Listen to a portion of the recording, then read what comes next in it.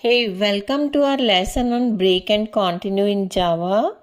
Today we are going to learn about the two powerful keywords break and continue. Break and continue in Java are control flow statements that are used within loops to manage the execution flow based on certain conditions. The break statement is used to terminate the loop immediately when a specified condition is met. In this program, the initial value of I in for loop is 0. Then the if condition is tested and it is false.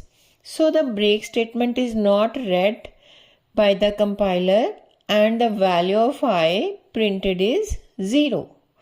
And this process is repeated for the values of I as 1, 2, 3, 4. When I becomes 5, the if condition becomes true, then the break statement is read by the compiler, the for loop gets terminated, and the control immediately comes out of the for loop. The continue statement is used to skip the current iteration of the loop and proceed to the next iteration. The numbers generated through for loop are 0 to 9 and each value of I is tested through if condition.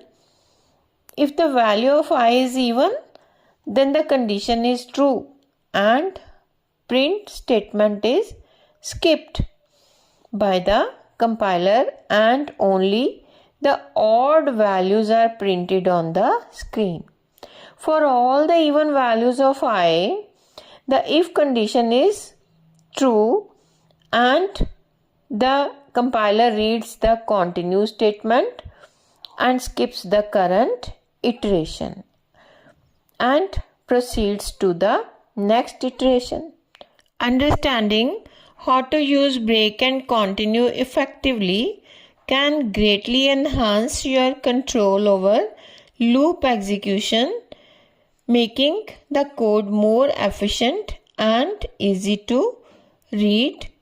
If this video is helpful, then please like the video and subscribe the channel.